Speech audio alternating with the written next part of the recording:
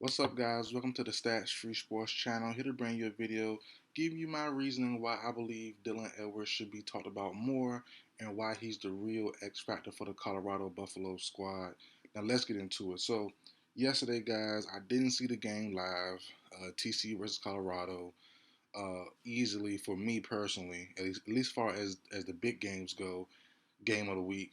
We still have a couple more games left that could get there, but probably not. Clemson, Duke Monday, Sunday has a couple okay games, but yeah, week one easily. Oh, LSU, Florida State too tonight, Sunday night tonight. So that could be there as well. But you know, for me, I had TCU. I took the spread prior to the game, 20.5. I thought they would win. Thought it'd be a little mini blowout. I really did. But still, Deion Sanders had me watching Jackson State. So I dang sure gonna watch Colorado. You know what I mean? So they're definitely must see TV. Even though I thought that they were gonna get blown out, but I couldn't see the game live. My wife took me, and in the family had some family fun after the kids' baseball practice. So prior to the practice being over, practice from 9:30 for both kids. Um, One was out by 10:30, the other was out by like 12, but no, about 11:30. So I'm like, okay, go home, time to go get some lunch, prop my feet up, watch games the rest of the day, especially watch TCU Colorado at 12 at noon. She said, "Oh no, we got family plans." I said, "Excuse me, you do know today is really week one of college football, but it was all fun. We had some fun. I was still watching along while we was out doing stuff on my ESPN app, but I really would love to sit back on the TV and watch it live and watch it play by play. But I did record it, go back and saw it when I got home. The middle games to me weren't really that fun. It was a couple of cool games here and there, but I really just tuned back in and watched games at 7:30 for the UNC and South Carolina game. But let's get into the real part of the video, the meat and potatoes of the video, and that's Dylan Edwards and why I think he's the real X factor for this squad here. um, so first off, before Edwards, we got to explain why not Shador being the main X factor, why not Travis Hunter being the main X factor. So let's get into those two guys first. Obviously, clearly, those two guys get the praise first. They get the glory. They get the Heisman finalist type vibes. Those two guys have the namesakes that Edwards doesn't. Shador Sanders been training with Brady for the last handful of years. He's looked the part in HBCU ball, in lower Division One ball, but the question was, can he look the part in the big in the Pac-12 in the big D1 level ball? And so far, so good. Look poised, look accurate, look smart with the ball. He looks like a Tom Brady trained athlete, and we're the only one that I know, at least me, I know of that he's. Excuse me, bring it back. He's the only one that I know of that has trained with Brady on a consistent basis for multiple years. So and he looks like a guy similar to or just patting himself uh, after Tom Brady. But in my opinion, if you can swap him out in this squad right here with an average quarterback, I think you could definitely not get 500 yards. You can get somewhere close, maybe 350 in an interception instead of five and no interceptions. You won't get the same impact, but I think you'll get somewhere close. You can get somewhere you kind of replicate his impact a little bit. He went crazy though. 38 for 47, 510 yards and four touchdowns, no picks. I think you swap him out. You swap him out. Definitely, the Buffaloes could possibly lose, but they might not. But the other quarterback, whoever it is, some average Joe, could probably give you about 350, maybe one less touchdown and one pick. So that's possible there as well. And then go to Travis Hunter, the man of the hour right now, two-way star, Deion Sanders like type of athlete.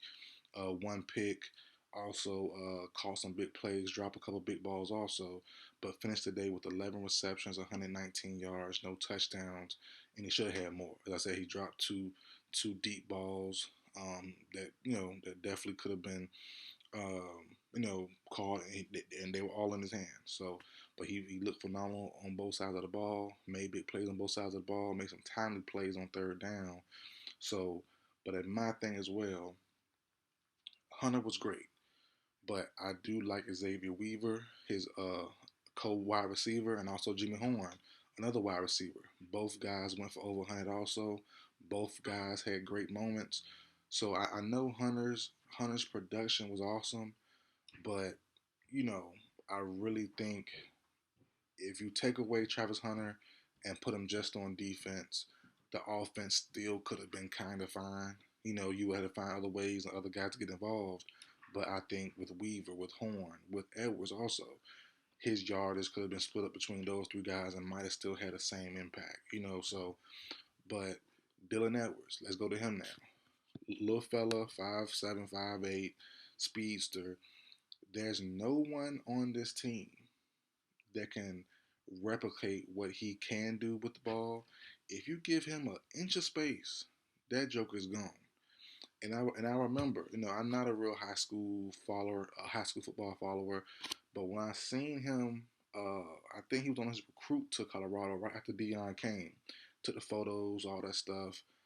I was reading comments. I don't really know nothing about him. I heard about his speed, but people in comments were saying he's just a hopper. He committed here, wanted to commit there, and all that stuff, and he's not really loyal to the soil. I don't really take I don't really care about that, because coaches aren't either. But Edwards, when I seen his highlight tape, I said, "Geez, Louise, if they can get the ball in his hands, it's gonna be a problem." Then now game time comes. No, but in fact, I seen spring training, and it was not nothing serious, but he looked pretty good. He looked pretty good on spring practice. He looked pretty good. He looked the part still. It wasn't just high school speed. It came to college also, and he looked very good. So TCU game, I'm marking this one of my X factors. If Buffalo can keep it close, he'll be the guy to keep him alive, and he did just that. 5 receptions, 135 yards, 3 touchdowns. Also on the run game, 6 carries, one fumble, one big fumble that could have hurt them, 24 yards and one touchdown. He's gonna be the dynamic weapon that's gonna push him to the top, of my opinion. And I'm not gonna say he's gonna score 4 touchdowns every game. I'm not saying that, but I'm just saying even if he's having a down game, even if Colorado's down by 10 points in the fourth quarter, all you need is one play. All you need is create one play that gives him an inch of space, and he takes it to the crib. So for me, Travis Hunter, Shadura Sanders, those two guys, you know, they had something to prove, and they definitely proved it. They stamped themselves as Heisman threats. They stamped themselves as big name college players on the biggest stage ever. Not it is no more uh, HBCU ball, nothing like that. This is a big level, and they have some big competition ahead of them. USC, UCLA, all those big teams. But as of right now, Dylan Edwards put his name on the map as probably being one of the best freshman running backs in today's college football. If you give him some space, it's a wrap. It's over. And I just seen a couple of highlights.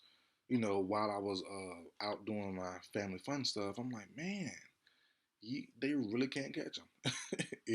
if you don't put a hand on him, that Joker's gone, and he's stronger than how he looked. He's a smaller kid, but trying to hit him and trying to tackle a guy that is going that fast, you really got to grab him. If you just put your arm around him, it's gonna be a missed tackle. He's not a light kid. You just bump him and just fall over.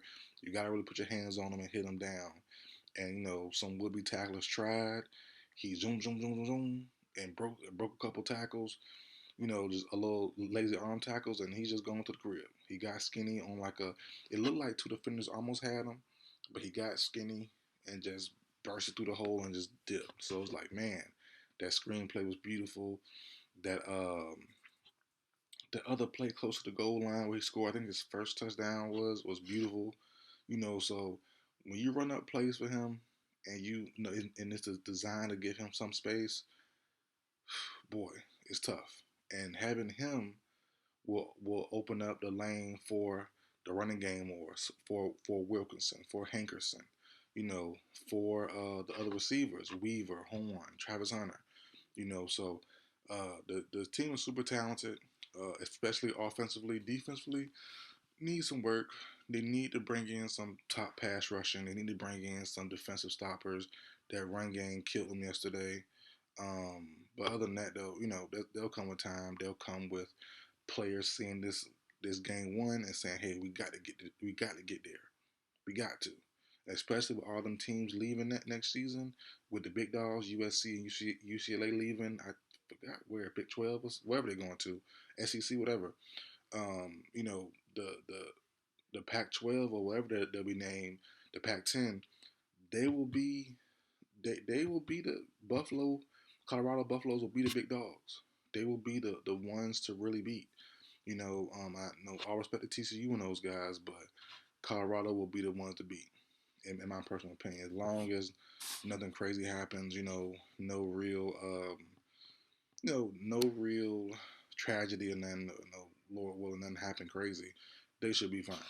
And they're gonna bring in more recruits, better recruits, bigger recruits, and their D line, the defensive issues should be solved. So, but that's it for video, guys. Like, share, comment, subscribe. I will see you guys next time.